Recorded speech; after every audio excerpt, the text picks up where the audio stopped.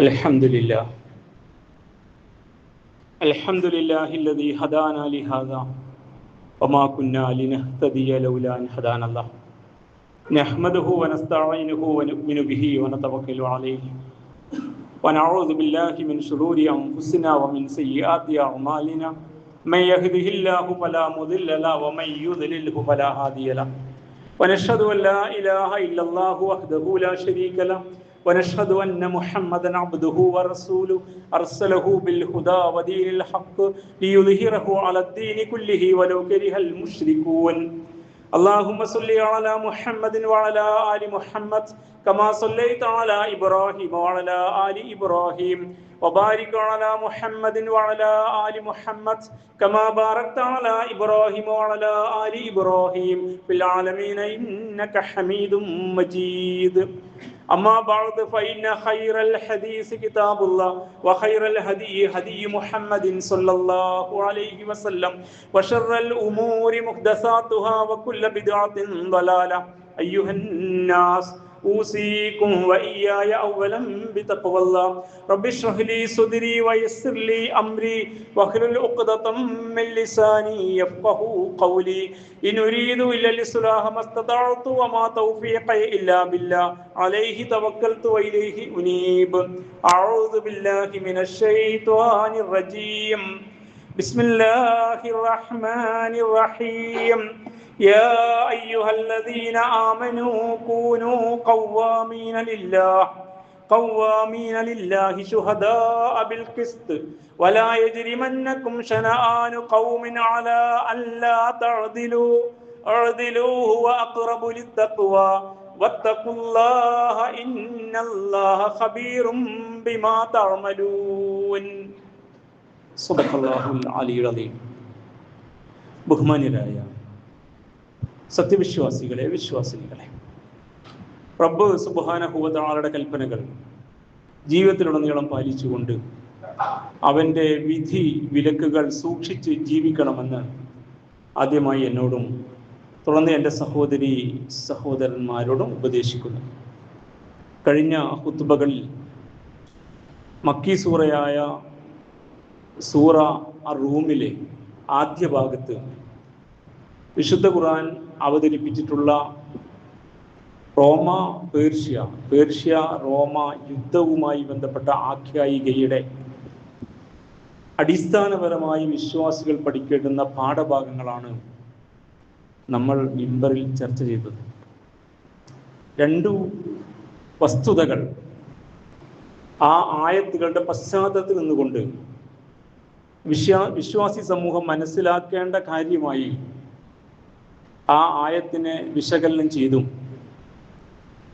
ആ ആയത്തുകളുടെ ഇതിവൃത്തമായ ചരിത്ര വസ്തുതകളെ മുമ്പിൽ വെച്ചും മഹാരഥന്മാരായ പണ്ഡിതന്മാർ നമ്മെ ഓർമ്മപ്പെടുത്തുന്നുണ്ട്. അതിലൊരു കാര്യം അദൃശ്യ കാര്യങ്ങളുടെ വിശ്വാസവും ഖുർആന്റെ സത്യസന്ധതയും ഈ സംഭവം ശരിക്കും വെളിപ്പെടുത്തുന്നു എന്നാണ്.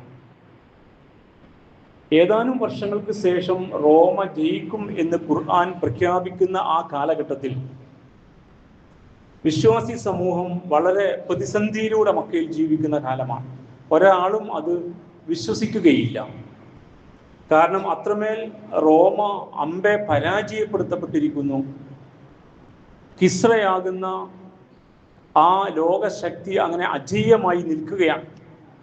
അതുകൊണ്ട് ആ ശക്തിയെ പരാജയപ്പെടുത്തി വീണ്ടും റോമ ജയിക്കും എന്ന് വിശുദ്ധ ഖുർആൻ പറയുമ്പോൾ അത് അങ്ങനെ അങ്ങ് ഉൾക്കൊള്ളാൻ അന്നത്തെ ആ സാമൂഹ്യ രാഷ്ട്രീയ ക്രമത്തിൽ അധികം ആളുകൾക്ക് സാധ്യമാവില്ല. പക്ഷെ അത് പിന്നീട് യാഥാർത്ഥ്യമായിട്ട് പുലർന്നു. വിശുദ്ധ ഖുർആനിന്റെ പ്രഖ്യാപനം പുലരുകയാണ്. അദൃശ്യത്തിലുള്ള വിശ്വാസം, അള്ളാഹു എന്ന ശക്തിയുള്ള വിശ്വാസം, ആ വിശ്വാസത്തിന്റെ ഭാഗമായി ലഭ്യമായി കൊണ്ടിരിക്കുന്ന വചനങ്ങളിലുള്ള വിശ്വാസം, അതിൻ്റെ അടിസ്ഥാനത്തിൽ ഇപ്പോൾ പരാജയപ്പെട്ട റോമ ജയിക്കും എന്ന യാഥാർത്ഥ്യം ഖുർആൻ പ്രഖ്യാപിച്ചതിനെ മുറുകെ പിടിച്ചുകൊണ്ട് ഏത് പ്രതിസന്ധിയിലും ഖുർആനിന്റെ വാഗ്ദാനങ്ങൾ മുറുകെ പിടിച്ച് കരുത്തരായി നിൽക്കാൻ വിശ്വാസികൾക്ക് കഴിയണമെന്ന യാഥാർത്ഥ്യത്തെ ഈ സംഭവം മനസ്സിലാക്കി തരുന്നു. കഴിഞ്ഞ ഖുത്ബയിൽ നമ്മൾ വിശദീകരിച്ചതാണ്. രണ്ടാമത് ഈ സംഭവത്തിൽ നിന്ന് മനസ്സിലാക്കി ഉൾക്കൊണ്ട് മുന്നോട്ട് പോകേണ്ടുന്ന വസ്തുത, അൽ അമലു വത്തഫാഉലു ഫിൽ അസിമാത്ത്, ഉറച്ച പ്രതീക്ഷയും നല്ല പ്രത്യാശയും വിശ്വാസികൾക്ക് ഉണ്ടാകണമെന്നാണ്. കാര്യങ്ങൾ നോക്കിക്കാണുമ്പോൾ സംഗതികളുടെ പോക്ക് പന്തിയില്ല എന്ന് തോന്നും. നമ്മൾ ഇനി എന്ത് ചെയ്യും എന്ന നിരാശയുടെ ഒക്കോളം കാര്യങ്ങൾ എത്തും. സഹായിക്കാൻ ആരുമില്ല, ഇനി എവിടെ നിന്നാണ് സഹായം? തമ്പുരാന്റെ സഹായം ഇനി എപ്പോൾ? മത്താ നസ്റുള്ള, അള്ളാന്റെ സഹായം എപ്പോൾ? എന്നിങ്ങനെയുള്ള ചിന്താഗതികളൊക്കെ വരാവുന്ന അവസ്ഥയോളം കാര്യങ്ങൾ അങ്ങ് പ്രതിസന്ധിയിലായി പോകും. അപ്പോ ഇന്നത്തെ ഈ പരാജയം ശാശ്വതമല്ല. ഇതിന് ശേഷം ഒരു വലിയ വിജയം വരാനുണ്ട്. ഇതിന്റെ എല്ലാം പിന്നിൽ തമ്പുരാനുണ്ട്. ആദർശം മുറുകെ പിടിച്ച് മുന്നോട്ട് പോകുന്ന വിശ്വാസികൾക്കാണ് അന്തിമ വിജയം എന്ന ഉറച്ച ശുഭപ്രതീക്ഷ, നല്ല കരുത്താർന്ന പ്രതീക്ഷ, ആ പ്രതീക്ഷയെ മുറുകെ പിടിച്ച് മുന്നോട്ട് പോകാനുള്ള ആർജവം അത് വിശ്വാസികൾക്കുണ്ടാകണം എന്നാണ് ഈ ആയത്തുകളുടെ അടിസ്ഥാനത്തിൽ രണ്ടാമതായി വിശുദ്ധ ഖുർആൻ നമ്മെ പഠിപ്പിക്കുന്ന പാഠം എന്ന് മുഫസ്സിരിങ്ങൾ രേഖപ്പെടുത്തിയിരിക്കുന്നു. ഉറച്ച പ്രത്യാശയുടെ ശുഭപ്രതീക്ഷയുടെ ഒരു പ്രതീകമായിരുന്നു റസൂലുള്ളാഹി സ്വല്ലല്ലാഹു അലൈഹി വസല്ലം. അതുകൊണ്ട് തിരുനബിയുമായി ബന്ധപ്പെടുത്തി രണ്ട് സംഭവങ്ങൾ കൂടി കഴിഞ്ഞ ഖുതുബയിൽ ഓർമ്മപ്പെടുത്തിയിരുന്നു. ഒന്ന്, മക്കയിൽ അടികൊണ്ടുകൊണ്ടിരിക്കെ ഹബ്ബാബ് ഇബ്നു അറത്ത് റളിയല്ലാഹു തആല അൻഹു തിരുനബിയോട് പരാതി പറഞ്ഞു, റസൂലേ, അങ്ങ് ഞങ്ങൾക്ക് വേണ്ടി പ്രാർത്ഥിക്കുന്നില്ലേ, സഹായത്തിന് അർത്ഥിക്കുന്നില്ലേ?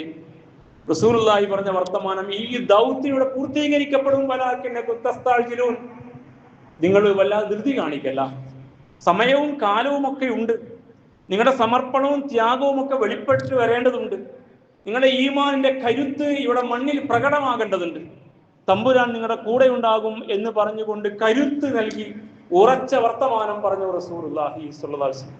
നമ്മൾ പഠിക്കുന്ന ഈ പാഠഭാഗത്ത് കിസ്റ എന്ന് പറയുന്ന പേർഷ്യൻ ചക്രവർത്തിയുടെ സൈന്യം കൈസർ റോമ ചക്രവർത്തിയുടെ സൈന്യത്തെ തോൽപ്പിച്ച സംഭവമായിരുന്നു. അങ്ങനെ റോമ പരാജയപ്പെട്ടു. അപ്പൊ ആ വിഷയം സംഭവിക്കുന്നത്, ഈ സംഗതി സംഭവിക്കുന്നത് പ്രവാചകത്തിന്റെ 5-ാം വർഷത്തിലാണ്. പ്രവാചകത്തിന്റെ 13 വർഷം പൂർത്തിയാകുമ്പോഴാണ് മക്കയിൽ നിന്ന് റസൂലുള്ളാഹി മദീനയിലേക്ക് പലായനം ചെയ്യുന്നത്. ആ പലായനത്തിന്റെ വേളയിലെ ഒരു സംഭവം കൂടി കഴിഞ്ഞ ആഴ്ച ഓർമ്മപ്പെടുത്തിയിരുന്നു. തിരുനബി സാധാരണ അധികം ആളുകൾ സഞ്ചരിക്കാത്ത വഴിയിലൂടെ മദീനയിലേക്ക് പോകുന്ന വഴി ഒരു ചെറുപ്പക്കാരൻ സുറാഖത്ത് ബിൻ മാലിക്കിൽ അതിലജി തിരുനബിയെ കണ്ടെത്തി. സുറാഖയുടെ കുതിരയുടെ കാലുകൾ മണ്ണിൽ പൂണ്ടുപോയ കാര്യവും ആ കുതിരയുടെ കാലുകൾ പിഴുതെടുക്കാൻ റസൂൽ സഹായിച്ച കാര്യവും, അങ്ങനെ സുറാഖയുടെ കയ്യിൽ പിടിച്ചിട്ട് കൈഫ ബിക ഇദാ അൽബസകല്ലാഹു സിവാറ കിസ്റ, കിസ്റയുടെ കങ്കണങ്ങൾ, അധികാര വളകൾ നിന്റെ കയ്യിൽ അല്ലാഹ് അണിയിച്ചാൽ എങ്ങനെയുണ്ടാകുന്ന ചോദ്യവും കഴിഞ്ഞ ഖുതുബയിൽ പരാമർശിച്ചതാണ്. നിങ്ങൾ അറിയണം, കിസ്റ വീണ്ടും ചർച്ചയാവുകയാണ് ഇവിടെ.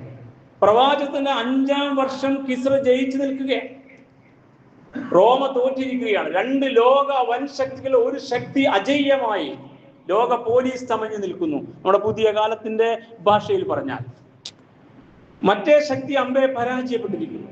ജയിച്ചു നിൽക്കുന്ന ആ ശക്തിയെ ചൂണ്ടി റസൂൽ പറയാ, അവൻ അണിയുന്ന വളയുണ്ടല്ലോ, അത് നിന്റെ കയ്യിൽ വരുമെന്നാണ്. ഈ വർത്തമാനത്തെ ഒന്ന് വിശകലനം ചെയ്യുക.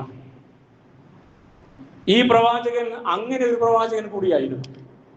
ഇസ്ലാമിന്റെ എതിരാളികൾ ഭീകരവാദവും മതരാഷ്ട്രവാദവും പറയുമ്പോൾ പേടിച്ചു പോകുന്നവരായി ഇന്നത്തെ മുസ്ലിമീങ്ങൾ. ചരിത്രത്തിൽ രേഖപ്പെടുത്തപ്പെട്ട മതരാഷ്ട്രവാദം ഇസ്ലാമിൻ്റെതല്ല, ക്രൈസ്തവയുടേതാണ്. ക്രൈസ്തവ സമൂഹത്തിലാണ് പോപ്പിനെ അല്ലെങ്കിൽ ക്രൈസ്തവ പാതിരിമാരെ മുമ്പിൽ നിർത്തി രാജാക്കന്മാർ ഭരിച്ച മതരാഷ്ട്രവാദത്തിന്റെ ദുരന്തങ്ങൾ സംഭവിച്ചത്. ഇസ്ലാമിൽ അങ്ങനെ ഒരവസ്ഥയില്ല. പക്ഷെ മതരാഷ്ട്രവാദം എന്ന പ്രയോഗത്തെ ഇസ്ലാമിന് നേരെ പ്രയോഗിക്കുമ്പോൾ മുസ്ലിമീങ്ങൾ ചൂളിപ്പോവുകയാണ്. പക്ഷെ ഈ പ്രവാചകൻ നോക്കൂ നിങ്ങൾ, അന്ന് ലോകത്ത് ജയിച്ചു നിൽക്കുന്ന ഭരണാധികാരിയുടെ കയ്യിൽ അണിയുന്ന കങ്കണങ്ങൾ നിന്റെ കയ്യിൽ അല്ലാഹ് അണിയിച്ചാൽ എങ്ങനെയുണ്ടാകുന്നു? മക്ക വിട്ട് മദീനയിലേക്ക് പലായന പ്രവാചകൻ ചോദിക്കുമ്പോൾ അങ്ങനെ പറയുന്ന പ്രവാചകന്റെ വർത്തമാനത്തിന്റെ ഒരു രാഷ്ട്രീയ ഉള്ളടക്കത്തെ നമ്മൾ മനസ്സിലാക്കുക. നമുക്ക് അങ്ങനെ അങ്ങ് ഇസ്ലാമിനെ തള്ളിയിട്ട് മുന്നോട്ട് പോകാനൊന്നും കഴിയില്ല. ചരിത്രം മാപ്പ് തരില്ല. ഇന്ന് ആളുകളുടെ മുമ്പിൽ അയ്യേ പാവെന്ന് പറഞ്ഞ് നിൽക്കുന്ന കോലത്തിൽ നമ്മൾ ഇതൊക്കെ തള്ളിയിട്ട് ഞങ്ങൾ രാഷ്ട്രീയം പറയില്ല. രാഷ്ട്ര സംബന്ധിയായത്തിൽ ഇടപെടില്ല. ഞങ്ങൾ നിസ്കരിച്ച് നോമ്പ് നോറ്റ് മുന്നോട്ട് പോയിക്കൊള്ളാം എന്നിങ്ങനെ പറയാതെ പറയുന്ന അടക്കം വെക്കലിലേക്ക്, ആയുധം വെക്കുന്ന അവസ്ഥയിലേക്ക് നമ്മൾ എത്തിപ്പെട്ടുകൊണ്ടിരിക്കുകയാണ് ഒരു അഡ്ജസ്റ്റ്മെന്റിന് വേണ്ടി. പക്ഷെ ഇന്നലെ പാർലമെന്റിലും ശേഷവും മുഴങ്ങിയ ശബ്ദത്തിൽ നേരെ തിരിച്ചാണ്. പള്ളിയിൽ നിന്നുകൊണ്ട് രാഷ്ട്രീയം പറഞ്ഞ് ജനങ്ങളെ പ്രചോദിപ്പിക്കുന്ന അവസ്ഥക്ക് തടയിടാൻ പള്ളികൾ ഞങ്ങൾ പിടിച്ചടക്കുമെന്ന് ഇവിടുത്തെ ആഭ്യന്തര വക്താവ് പറഞ്ഞിരിക്കുകയാണ്. വിഷയങ്ങൾ പഠിക്കാതെ ഒന്നും നമ്മൾ മുന്നോട്ട് പോയിട്ട് കഴിയില്ല. ഇന്ത്യൻ അവസ്ഥയിൽ അങ്ങനെ അങ്ങ് മുന്നോട്ട് പോകാനും കഴിയില്ല. വേണ്ടെന്ന് വെച്ചാലും ഈ അപകടം നമ്മളെ പിടികൂടാതിരിക്കുകയുമില്ല. അപ്പൊ അതുകൊണ്ട് ഈ പ്രവാചകൻ ഒരു വർത്തമാനം പറയുമ്പോൾ ഖുർആൻ പറഞ്ഞ പോലെ ഈ സംഭവവും ചരിത്രമൊക്കെ വെറും വർത്താനങ്ങളല്ല, അതിലൊക്കെ നിങ്ങൾക്ക് നല്ല പാഠങ്ങളുണ്ട് എന്ന സൂറ യൂസുഫിലെ ഭാഗം വീണ്ടും ഓർമ്മപ്പെടുത്തുകയാണ്. അപ്പൊ റസൂലുള്ളാഹി ആ കിസ്രയുടെ കയ്യിലെ കങ്കണം നിന്റെ കയ്യിൽ വരുമെന്ന് പ്രഖ്യാപിക്കുമ്പോൾ തിരുനബിയുടെ പ്രതീക്ഷയും പ്രത്യാശയും എത്രമേൽ ഉറച്ചതാണ്. അത് വിശ്വാസികൾക്ക് നൽകുന്ന പ്രതീക്ഷയും പ്രത്യാശയും എത്രമേൽ ഉറച്ചതാണ് എന്ന് മനസ്സിലാക്കുക. ഇനി ആ സംഭവം കഴിഞ്ഞ് ഇനി ബാക്കി ഭാഗത്തേക്ക് നമുക്ക് പ്രവേശിക്കാം. അങ്ങനെ തിരുനബി മദീനയിലെത്തി സല്ലല്ലാഹു അലൈഹി വസല്ലം. ഹിജ്റ 2-ാം വർഷം ബദറിലെ വിജയവും റോമിന്റെ വിജയവും സംഭവിച്ച് ഈ പറഞ്ഞ ആയത്തിൽ പറഞ്ഞ ആ യാഥാർത്ഥ്യം വെളിപ്പെട്ടു. ഇരട്ടി വിജയത്തിന്റെ മധുരം വിശ്വാസികൾ അനുഭവിച്ചു. അങ്ങനെ ശേഷം ഹിജ്റ 5-ാം വർഷം, ഹിജ്റ 2-ലാണ് ഈ സംഭവം, റോമിന്റെ ജയം. ഹിജ്റ 5-ാം വർഷത്തിൽ ഖന്തഖ് യുദ്ധം നടക്കുകയാണ്. ഈ യുദ്ധത്തിന് അഹ്സാബ് യുദ്ധം എന്ന് പേരുണ്ട്. വിശുദ്ധ സൂറ അൽ അഹ്സാബ് ഓർമ്മയിൽ വരട്ടെ. സഖ്യസേന ഒന്നടങ്കം ഇസ്ലാമിന് നേരെ തിരിഞ്ഞിരിക്കുക. അങ്ങനെയാണ് എക്കാലത്ത് ലോകത്ത് സംഭവിക്കുക. ഇസ്ലാമിന് നേരെ ഒരു അൽ അഹ്സാബ് ഉണ്ട്. അതൊരു യാഥാർത്ഥ്യമാണ്. നിങ്ങളിൽ പലരും ഉംറ ചെയ്തിട്ടുണ്ടാവും. ഉംറ ചെയ്യുമ്പോൾ അതിലെ ഒരു പ്രധാന ഘടകമായ സഫാ മർവക്കിടയിലെ സഴയുണ്ട്. ആ സഴയിന്റെ കർമ്മശാസ്ത്രം പഠിക്കുന്ന നിങ്ങൾ ഓരോരുത്തരും സഫാ കുന്നിൽ കയറിയിട്ട് ചെയ്യേണ്ട കർമ്മങ്ങൾ വായിക്കുമ്പോൾ കഅബയുടെ നേരെ തിരിഞ്ഞ് ബിസ്മില്ലാഹി അല്ലാഹു പറഞ്ഞ ദിക്ർ പറയാനുണ്ട്. ലാ ഇലാഹ ഇല്ലല്ലാഹു വഹ്ദഹു ലാ ശരീക ലഹു ലഹുൽ മുൽക്കു വലഹുൽ ഹംദ് യുഹീ വയുമീതു വഹുവ അലാ കുല്ലി ഷൈഇൻ ഖദീർ. ആദ്യ ഭാഗം നമുക്ക് പരിചയമുള്ളതാണ്.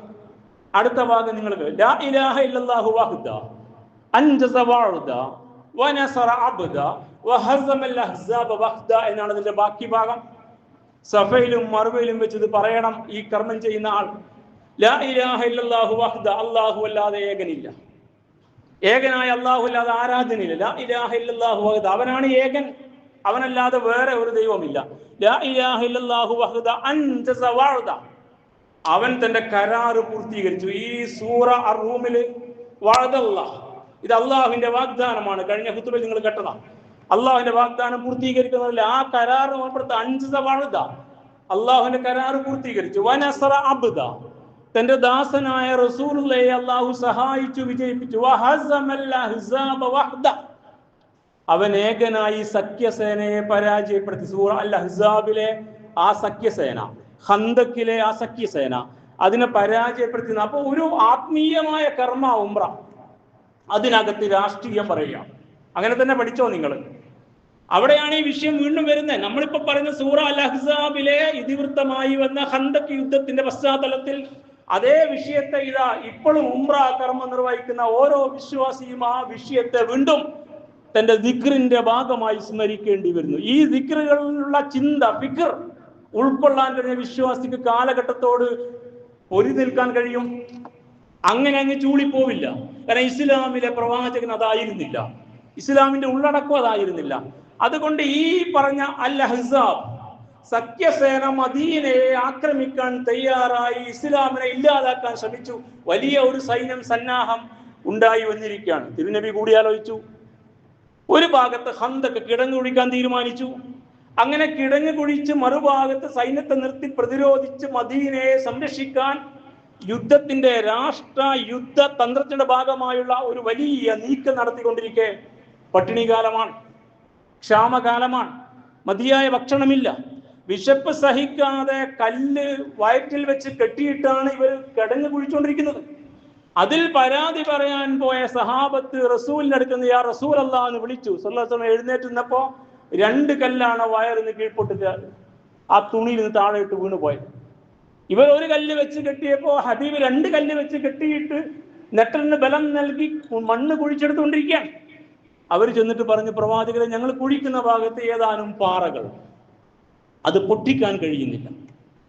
അത് പൊട്ടിക്കാതിരുന്നാൽ ആ പാറയിലൂടെ ഈ കിടങ്ങിലേക്ക് കുതിരയെ ചാടിച്ചിട്ട് ഇപ്പുറത്തേക്ക് ചാടി സൈന്യത്തിനെ ആക്രമിക്കാൻ കഴിയും. അപ്പൊ നമ്മൾ പ്ലാൻ ചെയ്ത യുദ്ധ തന്ത്രം പരാജയപ്പെടും. റസൂലെ എന്ത് ചെയ്യണം? തിരുനബി പറഞ്ഞു, ഞാൻ അങ്ങോട്ട് വരാം. റസൂലുള്ളാഹി ചെന്നു. പാറ പൊട്ടിക്കുന്ന ആയുധം, നമ്മുടെ കാലഘട്ടത്തിൽ ഹാമർ എടുത്തിട്ട് ബിസ്മില്ലാഹി അല്ലാഹു അക്ബർ ഒരു പാറയിലെ ഹബീബായ റസൂലുള്ളാഹി അടിച്ചു. ഇനി യുദ്ധകാലത്തെ ചരിത്രം വായിച്ച് മനസ്സിലാക്കാൻ പറ്റും. ആ പാറ അങ്ങ് പൊട്ടി തകർന്നു. ഇതുപോലെ കൈസർ തകരും, ഇതുപോലെ കിസ്ര തകരും. ഓരോ പാറ പൊട്ടിക്കുമ്പോഴും ബിസ്മില്ലാഹി അല്ലാഹു അക്ബർ പൊട്ടിച്ചുകൊണ്ടിരിക്കുമ്പോൾ റസൂലുള്ളാഹി പറയാം, ഇതുപോലെ കിസ്ര തകരും, ഇതുപോലെ കൈസർ തകരും. അന്നത്തെ രണ്ട് ലോക വൻശക്തികളാണ് കിസ്രയും കൈസറും. ഇതുപോലെ യമൻ തകരും, തൊട്ടപ്പുറത്ത വലിയൊരു രാഷ്ട്രമാണ് യമൻ. ഇങ്ങനെ ഹബീബായ റസൂലുള്ളാഹി ഓരോ പാറ പൊട്ടിച്ചുകൊണ്ടിരിക്കുമ്പോഴും പറഞ്ഞുകൊണ്ടിരിക്കുക. ഈ വിഷയത്തെക്കുറിച്ച്, ഈ സംഭവത്തെക്കുറിച്ച് ഇങ്ങനെ രേഖപ്പെടുത്തിയിരിക്കുന്ന ചരിത്രത്തിൽ ഈ ഗസ്വത്ത് ഖന്ദഖിന്റെ പശ്ചാത്തലം, ഏറെ ഭയപ്പെടുന്ന ഒരു അവസ്ഥയിലാണ് മുസ്ലിം സമൂഹം. കാരണം ഈ കിടങ്ങ് കുഴിച്ച് പൂർത്തിയാക്കി ഇപ്പുറത്ത് ബാക്കി സൈന്യത്തെ നിർത്തി പുറത്തു നിൽക്കുന്ന ആ സഖ്യസേനയെ പരാജയപ്പെടുത്തുന്നതിന് മദീനയില്ല, പരാജയപ്പെടുത്തിയില്ല എങ്കിൽ മദീനയില്ല. അങ്ങനത്തെ ഒരു ഭയത്തിന്റെ പശ്ചാത്തലത്തിൽ ബശറൻ നബിയു സ്വല്ലല്ലാഹു അലൈഹി വസല്ലം അസ്ഹാബഹു, തന്റെ സഹാബത്തിന് സന്തോഷ വാർത്ത അറിയിച്ചു. ബിഫത്ഹി ബിലാദിർ റൂം വഫാരിസ് വൽ യമൻ, റോമാ സാമ്രാജ്യവും പേർഷ്യൻ സാമ്രാജ്യവും യമനും ഒക്കെ പരാജയപ്പെടും, നമ്മളത് ജയിച്ചടക്കും എന്ന് പറഞ്ഞുകൊണ്ട് കായിലൻ, അങ്ങനെ റസൂലുള്ളാഹി ഇങ്ങനെ പറഞ്ഞു, അല്ലാഹു അക്ബർ, അല്ലാഹു വലിയവൻ, തമ്പുരാൻ നീണാൾ വാഴട്ടെ. ഷാമിന്റെ താക്കോൽ കൂട്ടങ്ങൾ എനിക്കിതാ നൽകപ്പെട്ടിരിക്കുന്നു. വല്ലാഹി, പടച്ചവനാണ് സത്യം. ഇന്നീല അബ്സിറു ഖുസൂറഹൽ ഹംറാ മിൻ മക്കാനി ഹാദാ, ഇവിടെ നിന്നുകൊണ്ട് ആ സാമ്രാജ്യങ്ങളുടെ ചുമന്ന കോട്ടകൾ ഞാൻ കാണുന്നു. അതിന്റെ താക്കോൽ എന്റെ കയ്യിൽ വരും, നമ്മുടെ കയ്യിൽ വരും. റസൂലുള്ളാഹി പറയുന്നത്, നിൽക്കുന്ന നാട്ടിൽ നിൽക്കക്കള്ളിയില്ലാത്ത വിധം ശത്രുക്കൾ അമ്പെ വളഞ്ഞിരിക്കുന്ന പരാജയത്തിന്റെ പേടിയുടെ പശ്ചാത്തലം ഉണ്ടായിക്കൊണ്ടിരിക്കെ ശുഭപ്രതീക്ഷ നൽകുന്ന വർത്തമാനങ്ങൾ പറഞ്ഞുകൊണ്ട് നേതൃത്വം സംസാരിക്കാം. മുസ്ലിം നേതാക്കന്മാർ അങ്ങനെയായിരിക്കണം. ഇസ്ലാമിക സമ നയിക്കുന്ന ഓരോ നേതാവും ഇങ്ങനെയായിരിക്കണം. പേടിത്തൊണ്ടന്മാരായി സംവിധാനങ്ങളോട് വെച്ചു നീട്ടി അവർക്ക് കപ്പം നൽകി അവരുടെ പ്രശ്നം രക്ഷപ്പെടാൻ വേണ്ടി തന്ത്രങ്ങൾ സ്വീകരിച്ചു. അങ്ങനെ ഇലക്ഷന്റെ പെട്ടി തുറക്കും വരെ ആർക്കാണ് വോട്ട് എന്ന് പറയാത്ത, പെട്ടി തുറന്ന് ആര് ജയിച്ചാലും ഞമ്മന്റെ വോട്ട് കൊണ്ടാണെന്ന് പറയുന്ന ഭീരുത്വം ഈ സമുദായത്തിന് സാധ്യമാകുന്നു എങ്കിൽ, ഇതിലെ നേതാക്കന്മാർക്ക്, ഉമറാക്കൾക്ക്, ഉലമാക്ക് സാധ്യമാകുന്നു എങ്കിൽ നിങ്ങൾ അറിയണം, അത്തരം നേതൃത്വം ഇസ്ലാമികമാവില്ല.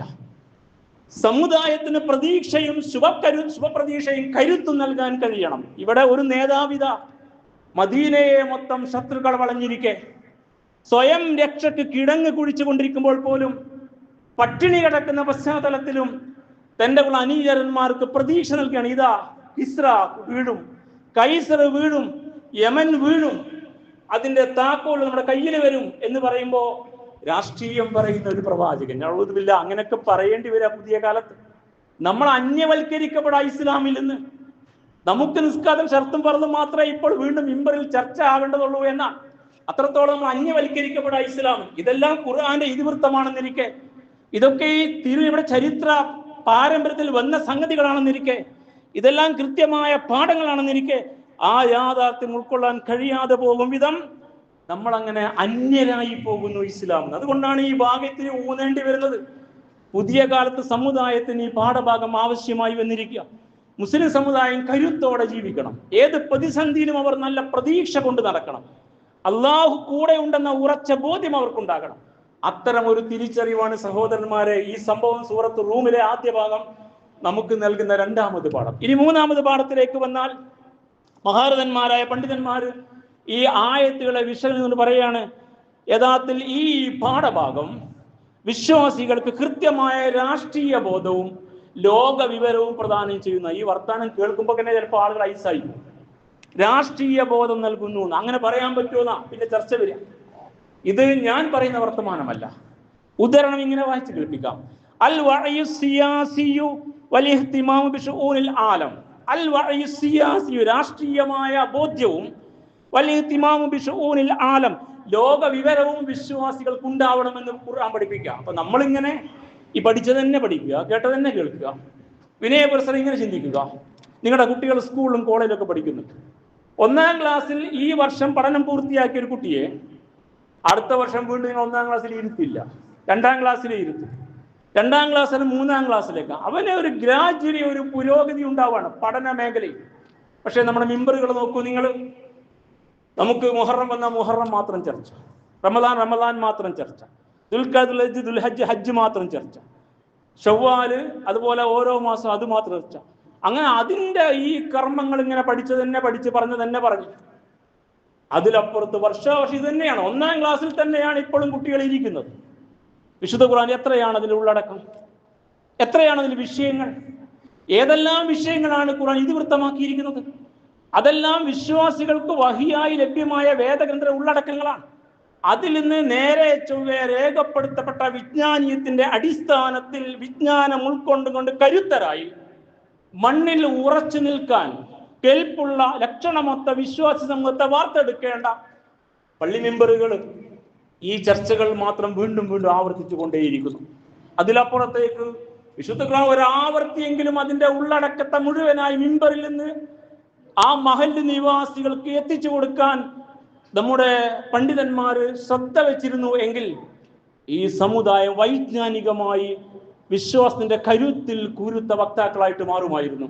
അത്തരം ഒരു ശ്രമം പോലും പലപ്പോഴും നടക്കാറില്ല. കാരണം എന്താ, മറ്റു വിഷയങ്ങളിലേക്ക് പോയാൽ അത് രാഷ്ട്ര സംബന്ധിയായ കാര്യങ്ങൾ ഉൾപ്പെടെ ഇതിവൃത്തമാക്കി കളയും.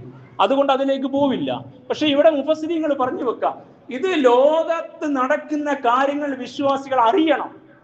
അതുകൊണ്ടാണ് 1000 കിലോമീറ്റർ ഇപ്പുറത്ത് കിടക്കുന്ന ഇന്നത്തേതുപോലെ കമ്മ്യൂണിക്കേഷൻ സംവിധാനങ്ങളില്ലാത്ത, വിരൽ തുമ്പിൽ ലോകവിവരങ്ങൾ അറിയാൻ മാർഗമില്ലാത്തൊരു കാലത്ത് അവിടെ റോമും പേർഷ്യൻ യുദ്ധമുണ്ടായ പശ്ചാത്തലത്തിൽ സംഭവിച്ച കാര്യങ്ങളെ വിശുദ്ധ ഖുർആൻ വഹിയായിട്ട് ഇവിടുത്തെ പ്രവാചകനെ അറിയിക്കുന്നു. പ്രവാചകന്റെ തിരുമുഖത്ത് നിന്ന്, ഗുരുമുഖത്ത് നിന്ന് ആ വചനങ്ങൾ വിശ്വാസികൾ പഠിക്കുന്നു, ഉൾക്കൊള്ളുന്നു, അവരെ ആവേശം കൊള്ളുന്നു. അവരെ ഹൃത്തടത്തിൽ അത് കൊത്തിവെച്ചതുപോലെ മനപ്പാടമാകുന്നു. അതുകൊണ്ട് ഇതിന്റെ പിന്നിലെ ഉദ്ദേശ്യം ഹസ്സൽ ഖുർആനുൽ മുസ്ലിമീന അലാ മുതാബഅത്തി തഅയ്യുറാത്തി സിയാസിയത്തിൽ ആലമിയത്തിൽ കുബ്ര. രേഖപ്പെടുത്തേണ്ട ഉദാഹരണം ഇങ്ങനെയാണ്. മുസ്ലിമീങ്ങളെ ഖുർആൻ പ്രേരിപ്പിക്കുന്നു അലാ മുതാബഅത്തി തഅയ്യുറാത്തി അസിയാസിയത്തിൽ ആലമിയത്തിൽ കുബ്ര, വലിയ ലോക രാഷ്ട്രീയ ചലനങ്ങളെ പിന്തുടരാൻ, ലോകത്ത് നടക്കുന്ന കാര്യങ്ങളെ പിന്തുടരാൻ, നിരീക്ഷിക്കാൻ, പഠിക്കാൻ, വിശകലനം ചെയ്യാൻ വിശ്വാസികളെ ഖുർആൻ പ്രേരിപ്പിക്കുന്നു. ഹാദാ യുഅല്ലിമുന, ഈ ആയാത്തുകൾ നമ്മെ പഠിപ്പിക്കുകയാണ്, അന്നൽ മുജ്തമഅ അൽ മുസ്ലിം, മുസ്ലിം സമൂഹം ലാ യംബഇ അൻ യഈശ ഫീ ഉസ്ല, ഇതിന്നൊക്കെ മാറി നിന്ന് ഒറ്റപ്പെട്ട് ജീവിക്കാൻ പറ്റുന്നവരല്ല. അവർക്ക് അങ്ങനെ പാടില്ല. ലാ യംബഇ, അവർക്ക് സാധ്യമല്ല, വിശ്വാസികൾ സാധ്യമല്ല. അൻ യഈശ ഫീ ഉസ്ല, അവരിങ്ങനെ ഒറ്റപ്പെട്ട്, ഇതൊന്നും നമ്മളെ ബാധിക്കുന്ന വിഷയമല്ല. നമ്മൾ നിസ്കരിച്ച് നോമ്പ് നോറ്റ് നീക്കുന്നു ചൊല്ലി നല്ല കുട്ടികളായിട്ട് ഇങ്ങനെ ഇരുന്നാൽ മതി, കിട്ടുന്നത് കഴിച്ച് നമ്മുടെ കെട്ടിയോളെയും കുട്ടിയോളെയും കാര്യം നോക്കി അങ്ങനെ അങ്ങ് ജീവിച്ചാൽ മതി എന്ന് ആരെങ്കിലും നമ്മെ പഠിപ്പിച്ചുവെങ്കിൽ ഇത്തിരി പശക. അതുകൊണ്ട് അങ്ങനെ പറ്റില്ല. ബൽ യജിബു, നിർബന്ധമാണ്, ബൽ യജിബു നിർബന്ധമാണ്, അൻ യകൂന അലാ ദിറായതി മാ യദൂറു ഹൗലഹു മിൻ അഹ്ദാസി ദുവലിയ, രാഷ്ട്രീയ, രാഷ്ട്രാന്തരീയ, അന്താരാഷ്ട്ര വിഷയങ്ങളെക്കുറിച്ച് ശരിയായ ജ്ഞാനം ഓരോ വിശ്വാസിയും ആർജിക്കുന്നത് നിർബന്ധമാണ്. മക്കയിലെ ചെറിയ സമൂഹത്തെ കുറെ അപ്പുറത്ത് നടക്കുന്ന ഈ 2 വൻ ശക്തി രാഷ്ട്രത്തിൽ നടക്കുന്ന കാര്യങ്ങളെ അല്ല പഠിപ്പിക്കുന്നു എങ്കിൽ ലോകത്ത് നടക്കുന്ന ചലനങ്ങളെ മനസ്സിലാക്കാൻ ഇസ്ലാമിനെ എങ്ങനെ ബാധിക്കുന്നു, മുസ്ലിം സമൂഹത്തെ എങ്ങനെ ബാധിക്കുന്നു എന്ന് മനസ്സിലാക്കാനുള്ള ബാധ്യത വിശ്വാസ സമൂഹത്തിൽ ഉണ്ട്. അത് ഈ ആയത്തുകൾ പഠിപ്പിക്കുന്ന പാഠമാണ്. ഇതിന്റെ വിശദീകരണമായിട്ട് മഹാരഥന്മാരായ പണ്ഡിതന്മാർ പറഞ്ഞ ഒരു വസ്തുത സഹോദരന്മാരെ ശ്രദ്ധിക്കും. നമുക്ക് ലാ മുബാലാത്തായി ജീവിക്കാൻ പറ്റില്ല എന്നാണ്. അതൊരു അറബി പ്രയോഗമാണ്. ലാ മുബാലാത്ത്, അതൊന്നും എന്നെ ബാധിക്കില്ല, അതെന്റെ വിഷയമല്ല. അങ്ങനെ എന്താ ലാ മുബാലാത്തിന്റെ അർത്ഥം? മൗഖിഫുൽ മുസ്ലിം, ഒരു മുസ്ലിം നിലപാടെടുക്കുക. എന്ത് നിലപാട്? ഗൈറിൽ മുബാലി, ഇതൊന്നും എന്നെ ബാധിക്കുന്ന വിഷയം. അവിടെ ഗസക്ക് എന്ത് സംഭവിച്ചാലും എനിക്ക് പ്രശ്നമല്ല. നമ്മളിപ്പോൾ നോക്കിയിട്ട് കാര്യമൊന്നുമില്ല. അപ്പുറത്ത് അത് നമ്മുടെ വിഷയമല്ല. ഇനി അപ്പുറത്ത് UP-യിൽ അത് നമ്മുടെ വിഷയമല്ല. അങ്ങനെ ഇതൊന്നും എന്നെ ബാധിക്കുന്ന വിഷയമല്ല എന്ന് വിചാരിച്ചൊരു മുസ്ലിം നിലപാടെടുത്താൽ നഖ്സും ഫിൽ ഈമാൻ, അത് അവന്റെ ഈമാന്റെ ദൗർബല്യമാണ്. സഹോദരന്മാരെ, ഇത്തിരി ശ്രദ്ധിക്കേണ്ട കാര്യമാണ്. ലോകത്ത് നടക്കുന്ന കാര്യങ്ങൾ ഇസ്ലാമിനെയും മുസ്ലിം സമൂഹത്തെ എങ്ങനെ ബാധിക്കുന്നത് പരിഗണിക്കാതെ മുന്നോട്ട് പോകുന്ന ഒരു മുസ്ലിം, അവന്റെ വിശ്വാസം ദൗർബല്യമുണ്ടെന്നാണ്. അതിനെ വിശദീകരിച്ച് പറഞ്ഞ ഉദാഹരണം നിങ്ങൾക്ക് യുഅ്തബറുൽ മുസ്ലിമു, ഒരു മുസ്ലിം പരിഗണിക്കുന്നു, അല്ലദീ ലാ യഹ്തമു ബി ഉമൂരിൽ മുസ്ലിമീന, മുസ്ലിമീങ്ങളെ ബാധിക്കുന്ന വിഷയങ്ങൾ എനിക്ക് മുഖ്യ വിഷയമല്ല എന്ന്, വലാ യഹുമുഹു മാ യദുർറുഹും ഔ യസുർറുഹും, അവരെ ബാധിക്കുന്ന ഉപദ്രവങ്ങളോ അവർക്ക് നേട്ടവും സന്തോഷം നൽകുന്ന കാര്യങ്ങളോ എനിക്ക് മുഖ്യ വിഷയമേ അല്ലെന്ന് ഒരു മുസ്ലിം പരിഗണിക്കുന്നുവെങ്കിൽ നാഖിസൽ ഈമാൻ, അവന്റെ ഈമാനിന് കുറവുണ്ട്. ലി ഖൗലിഹി സ്വല്ലല്ലാഹു അലൈഹി വസല്ലം, റസൂലുള്ളാഹി പറഞ്ഞ ഈ ഹദീസിന്റെ അടിസ്ഥാനത്തിൽ ഉദാഹരണത്തിന് തെളിവ് പറയാണ്. എന്തുകൊണ്ടാണ് ദൗർബല്യമുണ്ട് വിശ്വാസം പറയാൻ കാരണം? റസൂലുള്ളാഹി പഠിപ്പിച്ചിരിക്കുന്നു, മസലുൽ മുഅ്മിനീന ഫീ തവാദുഹിം വതറാഹുമിഹിം വതആതുഫിഹിം കമസലുൽ ജസദിൽ വാഹിദ്. വിശ്വാസികൾ എങ്ങനെയായിരിക്കണം? റസൂലുള്ളാഹി പഠിപ്പിക്കുന്ന ഹദീസാണ്. മസലുൽ മുഅ്മിനീന ഫീ തവാദുഹിം, വിശ്വാസികൾ അവർക്കുള്ള സ്നേഹത്തിലും വതറാഹുമിഹിം, പരസ്പര കാരുണ്യത്തിലും വതആതുഫിഹിം, അവർക്കിടയിലുള്ള ബന്ധത്തിലും വിനയത്തിലുമൊക്കെ കമസലിൽ ജസദിൽ, ഒറ്റ ശരീരം പോലെ ആയിരിക്കണം.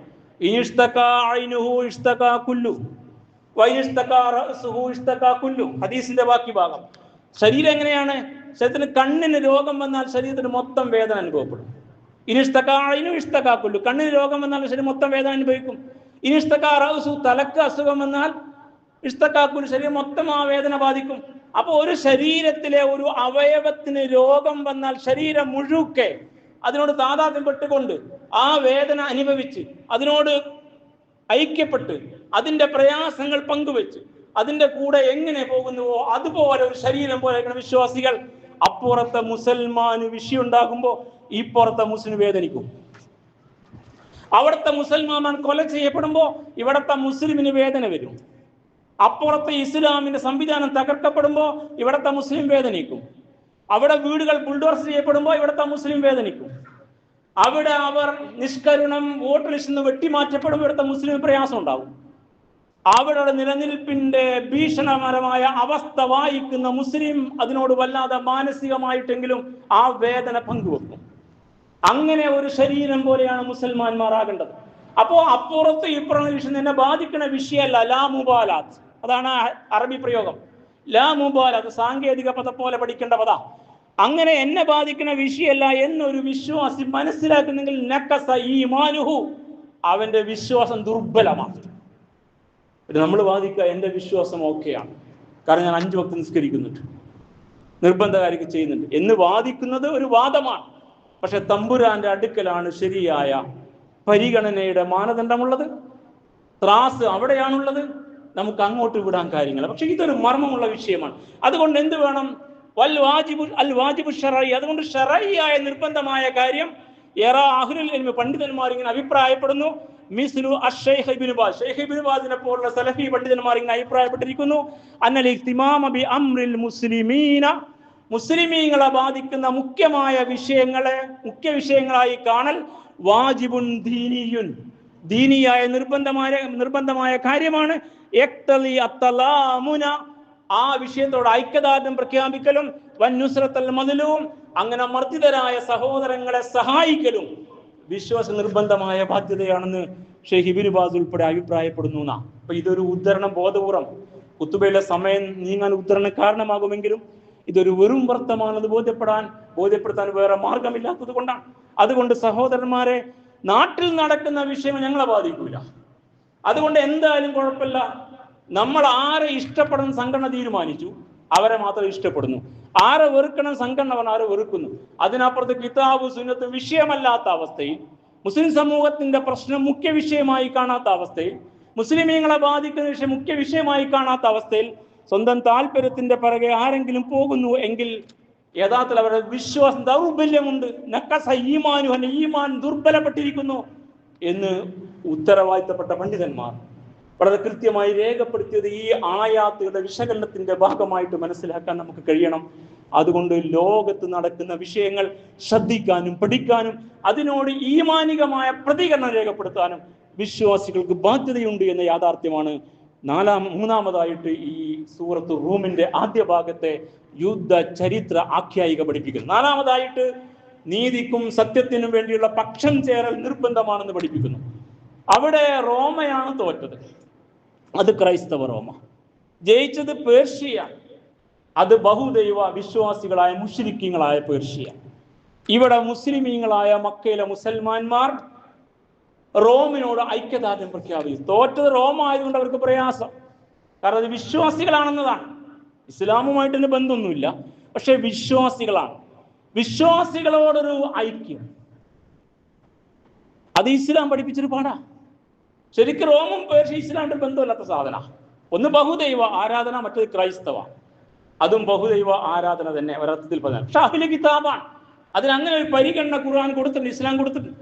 പക്ഷെ അവർ തോറ്റപ്പോ അവരോട് ഐക്യം, അവരോട് മാനസികമായ ഐക്യം വിശ്വാസിക്ക് സാധ്യമായ കാര്യം ഈ ആയത്ത് പഠിപ്പിക്കുന്നു. നമ്മുടെ കാലഘട്ടത്തിലേക്ക് വരിക, മുസ്ലിം ലോകം അംഗീകരിച്ച മുസൽമാന്മാർക്ക് പ്രശ്നം ഉണ്ടായാലും നമ്മൾ പറയും അങ്ങനെ തന്നെ സംഭവിക്കണം. അങ്ങനെയല്ലേ വർത്തമാനങ്ങൾ? ഇന്നലെ മിനിഞ്ഞാന്ന് സോഷ്യലിൽ വന്നൊരു വർത്തമാനം ഏറെ വേദനിപ്പിച്ചതാണ്. എന്താ സംഭവം? ഇറാന്റെ ഇസ്ലാമിനേക്കാൾ മികച്ചത് ഇസ്രായേലിന്റെ മതമാണെന്ന് പറയാൻ പണ്ഡിത വേഷങ്ങൾ തയ്യാറായിരിക്കുന്നു മുസ്ലിം ലോകത്ത്. നിങ്ങൾ വായിച്ചു എന്ന് എനിക്കറിയില്ല. സംഭവഗതികളെ വായിക്കുന്നവർക്ക് വല്ലാത്ത വിഷമം ഉണ്ടാവും. ഈ പറയുന്ന ഇറാന്റെ ഇസ്ലാമുമായി നമുക്ക് വിയോജിപ്പുണ്ട്, ശരിയാ. ആദർശപരമായി നമുക്ക് അഭിപ്രായ വ്യത്യാസമുണ്ട് അവരോട്, അതൊക്കെ ശരിയാ.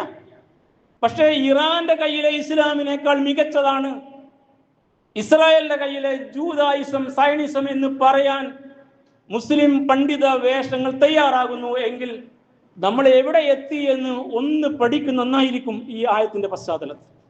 അതുകൊണ്ട് ഈ ആയത്തുകളുടെ നാലാമത് പാഠമായിട്ട് പണ്ഡിതന്മാർ പഠിപ്പിക്കുന്ന കാര്യം അൽ ഇൻഹിയാസു ലിൽ ഹഖ് വൽ അദ്ൽ, നീതിക്കും സത്യത്തിനു വേണ്ടി പക്ഷം ചേരണം. നീതിയുടെ പക്ഷത്തായിരിക്കണം ഒരു മുസ്ലിം, സത്യത്തിന്റെ പക്ഷത്തായിരിക്കണം.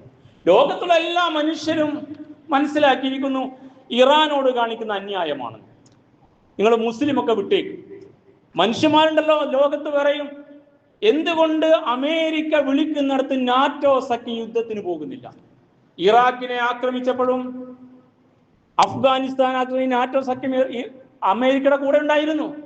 ഇപ്പൊ അവരില്ല. വലിയ വലിയ രാഷ്ട്രങ്ങൾ ഞങ്ങളില്ല, നിങ്ങളുടെ ഭ്രാന്തിന് എന്ന് പറഞ്ഞിരിക്കുന്നു. എന്നല്ല, ചില വൻ ശക്തികൾ ഇറാന് പിന്തുണ കൊടുക്കുന്നു. ലോകത്തിന്റെ ഒരു രാഷ്ട്രീയമാണ്. നിങ്ങൾ നോക്കൂ, ഇസ്ലാമൊക്കെ വിട്ടേക്ക്. ലോകത്ത് ധിക്കാരം കാണിക്കുന്ന ഭ്രാന്തൻ ഭരണകൂട സംവിധാനം, അധിനിവേശ ശക്തി ഇസ്രായേലിന്റെ താല്പര്യം മാത്രം മുൻനിർത്തി എഫ്സ്റ്റീൻ ഫയലിൽ കുടുങ്ങിക്കിടക്കുന്ന ആ മാഡ് മാൻ, ഭ്രാന്തനായ ഭരണാധികാരി തന്റെ താല്പര്യത്തിന് വേണ്ടി ഒരു രാജ്യത്തെ നശിപ്പിക്കാൻ ശ്രമിക്കുമ്പോൾ അതിനെതിരെ ലോക വൻ ശക്തികളായ മറ്റു രാഷ്ട്രങ്ങൾ ഞങ്ങളില്ല കൂടെ, ധിക്കാരമാണ് നിങ്ങൾ കാണിക്കുന്നതെന്ന് പറയുന്നുണ്ട് എങ്കിൽ അത്രയെങ്കിലും നീതി ഈ നിസ്കാരത്തഴമ്പുകാർക്ക് സാധ്യമാവണ്ടേ എന്ന ഒരു ചോദ്യം നമ്മളോട് ചോദിക്കണം. എങ്കിലേ ഈ ആയത്തിന്റെ വിശകലനം മനസ്സിലാവൂ. അപ്പൊ ഇവിടെയൊക്കെ നീതിപൂർവ്വം സംസാരിക്കാൻ മുസ്ലിമിന് പറ്റണം എന്നുള്ളതാണ്. അതുകൊണ്ട് ഈ ഭാഗത്തെ വിശദീകരിച്ച് പണ്ഡിതന്മാർ പറയുന്നു, നാലാമതായി സൂറത്ത് റൂമിലെ ആദ്യ ഭാഗത്തെ യുദ്ധ ചരിത്ര ആഖ്യായിക മുസ്ലിം സമൂഹത്തിന് പഠിപ്പിക്കുന്ന പാഠം അൽ ഇൻഹിയാസു ലിൽ ഹഖ് വൽ അദ്ൽ, നീതിക്കും സത്യത്തിനോട് പക്ഷം ചേരാൻ മുസ്ലിമിന് കഴിയണം എന്നതാണ്. അതുകൊണ്ട് നീതിയുടെ പക്ഷത്തായിരിക്കണം നമ്മൾ, അല്ലെങ്കിൽ നമ്മുടെ വിശ്വാസ ദൗർബല്യമുണ്ട്. സത്യത്തിന്റെ പക്ഷത്തായിരിക്കണം, കാരണം മർദ്ദിതന്റെ പക്ഷം ചേരൽ വിശ്വാസിക്ക് ബാധ്യതയാണ്. തിരുനബിയുടെ ഹദീസ് ഉൻസുർ അഹാക ലാലിമൻ ഔ മദ്ലൂമ, ഒരു സവിശേഷമായ വാക്യമാണ്. ഉൻസുർ അഹാക ലാലിമൻ ഔ മദ്ലൂമ, നിന്റെ സഹോദരൻ ലാലിമാണെങ്കിൽ, അക്രമിയാണെങ്കിൽ നീ അവനെ സഹായിക്കണം. ഔ മദ്ലൂമ, ആക്രമിക്കപ്പെടുന്ന മർദ്ദിതനാണെങ്കിൽ നീ സഹായിക്കണം. അപ്പൊ സഹാബത്ത് റസൂലെ, മർദ്ദിതനെ സഹായിക്കേണ്ട കാര്യം ഞങ്ങൾക്കറിയാം, മർദ്ദിന്റെ കൂടെ നിൽക്കണം. പക്ഷെ ലാലിമിനെ എങ്ങനെ സഹായിക്കുക? അപ്പൊ റസൂൽ പറഞ്ഞു, അക്രമിയുടെ കൈ പിടിക്കണം, തടയണം അവനെ, അതാണ് സഹായം. അപ്പോ നമുക്ക് നിലപാടുണ്ടാവണം. അക്രമിയോട് ഇന്ന് നിലപാടായിരിക്കണം, അവന്റെ കൈ പിടിക്കാൻ നമ്മൾ ശ്രമിക്കണം, സാധ്യമായ തടയണം, എതിർക്കണം. മർദ്ദിതന്റെ കൂടെ നിന്ന് അവനെ സഹായിക്കണം. ഈ രണ്ട് ഭാഗത്തോടും നിലപാടില്ലാതെ ഒരു മുസ്ലിം ജീവിക്കുന്നു. ലാ മുബാലാത്ത്, എന്നെ ബാധിക്കുന്ന വിഷയമല്ല. ഞാൻ ബാങ്ക് കൊടുത്താൽ പള്ളിയിൽ പോകും, നേരെ ചൊവ്വേ നിസ്കരിക്കും, ഹത്തമ് തീർക്കും, ഇബാദത്തൊക്കെ ചെയ്യും. അതൊന്നും എൻ്റെ വിഷയമല്ല എന്ന നിലപാട്, അങ്ങനെ പറഞ്ഞു എന്ന് വരണ്ട, ആ നിലപാടിലാണ് എങ്കിൽ മർദ്ദിതന്റെ പക്ഷത്ത് നിൽക്കൽ വിശ്വാസിക്ക് ബാധ്യതയാണെന്നും സത്യത്തിന്റെ പക്ഷത്തായിരിക്കണം അവനുണ്ടാവേണ്ടതെന്നും നീതിയുടെ പക്ഷത്തായിരിക്കണം നിലനിൽക്കേണ്ടതെന്നും കൃത്യമായി പഠിപ്പിക്കുന്ന ഈ ഭാഗം നമ്മളായിട്ട് അവഗണിച്ച് മുന്നോട്ട് പോകാൻ പാടില്ല. അതുകൊണ്ട് സഹോദരന്മാരെ, ശത്രുവിനോടാണെങ്കിൽ പോലും നീതിപൂർവ്വം പെരുമാറുന്ന നിർദ്ദേശം നമ്മൾ കൃത്യമായിട്ട് മനസ്സിലാക്കണം. ആ ഭാഗമാണ് മുക്കത്തിൽ ഓതി വെച്ച സൂക്തം, സൂറ അൽ മാഇദ 8-ാം വാക്യം. യാ അയ്യുഹല്ലദീന ആമനു, അല്ലയോ വിശ്വാസികളെ, കൂനു ഖവ്വാമീന, നിങ്ങൾ അള്ളാഹ്ക്ക് വേണ്ടി നിലകൊള്ളണം. നിങ്ങൾ നിങ്ങളുടെ പാർട്ടിക്കോ പക്ഷത്തിനോ സംഘടനക്കോ വേണ്ടിയാവരുത്. അതൊക്കെ വേറെ ചില സംവിധാനങ്ങളാണ്. നിങ്ങൾ മനസ്സിലാക്കിയ വിശ്വാസത്തിന്റെ മാർഗത്തിൽ പ്രവർത്തിക്കാനുള്ള പ്ലാറ്റ്ഫോമുകൾ മാത്രമാണ്. അതിനപ്പുറത്ത് നിങ്ങളുടെ ഇസ്ലാമിക താല്പര്യത്തെ ഹനിക്കും വിധം പാർട്ടിയുടെ സംഘടനയുടെ പക്ഷത്തിന്റെ അടിമകളായിട്ട് നിങ്ങൾ മാറരുത്. അപ്പൊ നിങ്ങൾക്ക് ഇസ്ലാമിന്റെ അള്ളാഹുവിന്റെ അടിമകളാകാൻ കഴിയില്ല. അതുകൊണ്ട് യാ അയ്യുഹല്ലദീന ആമനു, അല്ലയോ വിശ്വാസികളെ, കൂനു ഖവ്വാമീന, നിങ്ങൾ അള്ളാഹ്ക്ക് വേണ്ടി നിലകൊള്ളുന്നവരാകണം. ശുഹദാഅ ബിൽ ഖിസ്ത്, നീതിയുടെ സാക്ഷികൾ. നീതിയുടെ പക്ഷം നിങ്ങളുണ്ടാകാൻ പാടുള്ളൂ. നിങ്ങൾ നീതിപൂർവ്വം നിലപാടെടുക്കുന്ന ആളുകളായിട്ട് മാറണം. വലാ യജ്രിമന്നക്കും ശനആനു ഖൗമിൻ അലാ അല്ലാ തഅദിലു. ഒരു വിഭാഗത്തിൽ നിന്ന് വെറുപ്പുണ്ട്, ഇറാനോട് നമുക്ക് ഇത്തിരി വെറുപ്പുണ്ടെന്ന് വെക്കുക. ആ വെറുപ്പ് അവരോട് അനീതി കാണിക്കാൻ കാരണമാകരുത്. ഒരു ഭാഗത്ത് ആരോ ആവട്ടെ, ഒരു സംഘടനയോട്, ഒരു പക്ഷത്തോട്, ഒരു കുടുംബത്തോട്, അയൽപ്പക്കത്തെ ഒരു വിഭാഗത്തോട്, അങ്ങനെയൊക്കെ വെച്ചോളൂ. നിങ്ങൾക്ക് എന്തോ ഒരു വെറുപ്പുണ്ടായി, ഹെയ്റ്റ്. ആ ഹെയ്റ്റ് കാരണം അവരോട് നിങ്ങൾ അനീതി പ്രവർത്തിക്കുന്നത് ഇസ്ലാം അംഗീകരിക്കില്ല. അതുകൊണ്ട് വലാ യജ്രിമന്നക്കും ശനആനു ഖൗമിൻ അലാ അല്ലാ തഅദിലു, ഒരു വിഭാഗത്തുള്ള അനിഷ്ടം, വെറുപ്പ്, അവരോട് അനീതി പ്രവർത്തിക്കാൻ നിങ്ങളെ പ്രേരിപ്പിക്കാൻ പാടില്ല. എഴുതിലു, നിങ്ങൾ നീതിപൂർവ്വമാണ് നിലപാടെടുക്കേണ്ടത്. ഹുവ അഖ്റബു ലിത്തഖ്വ, അതാണ് തഖ്വയോട് ഏറ്റവും അടുത്ത്. നിങ്ങൾ മുത്തഖികളാകാൻ ആഗ്രഹിക്കുന്ന ഈ നിലപാട് സ്വീകരിച്ചേ പറ്റൂ. ആരാധനകൾ നിർവഹിക്കുന്നതിന്റെ ഭംഗി നോക്കിയിട്ട് മുത്തഖിയാണ് തീരുമാനിക്കാൻ ഖുർആൻ തീരുമാനിച്ചിട്ടില്ല. ആരാധന എല്ലാം ഭംഗിയായിരിക്കണം, നേരെ ചൊവ്വ പറഞ്ഞതൊക്കെ ചെയ്യണം, പക്ഷെ നിലപാടുണ്ടായിരിക്കണം. വത്തഖുല്ല, നിങ്ങൾ അള്ളാഹുവിന്റെ കൽപ്പന യഥാവിധി പാലിച്ച് ജീവിക്കണം.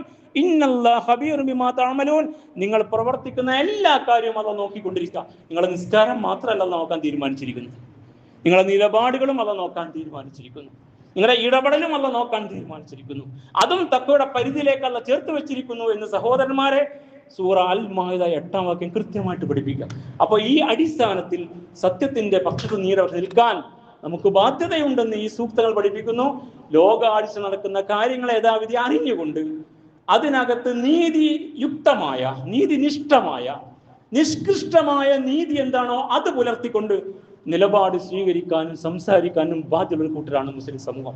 ഇത് ഇത്രയും വിസ്തരിച്ച് പറയേണ്ടി വന്നത് പുതിയ കാലത്ത് ഈ വക വിഷയങ്ങളൊക്കെ അവഗണിച്ചുകൊണ്ട് ഈ പാടിയ പാട്ട് തന്നെ വീണ്ടും പാടി പഠിച്ച് മുന്നോട്ടുന്ന അവസ്ഥക്ക് മാറ്റം വരേണ്ടതുണ്ട്. കാരണം നിലനിൽപ്പിന്റെ പ്രശ്നമാണ് ഇത്. ഒരു മുസ്ലിം സമൂഹം ലോകത്ത്, രാജ്യത്ത് നിലനിൽക്കണോ വേണ്ടയോ തീരുമാനിക്കുന്ന അടിസ്ഥാന വിഷയത്തിൽ നിലപാടില്ലാതെ മുസൽമാന്മാർ ജീവിക്കുന്നു എങ്കിൽ അവർ അനുഭവിക്കാതെ മുന്നോട്ട് പോവില്ല എന്ന പാഠം വളരെ കൃത്യമായി നമ്മൾ മനസ്സിലാക്കണം. അതുകൊണ്ട് ഈ യാഥാർത്ഥ്യം വളരെ വസ്തുനിഷ്ഠമായി ഇസ്ലാമിന്റെ അടിസ്ഥാനത്തിൽ പഠിച്ച് മനസ്സിലാക്കി മുന്നോട്ട് കഴിയണം. ചരിത്രം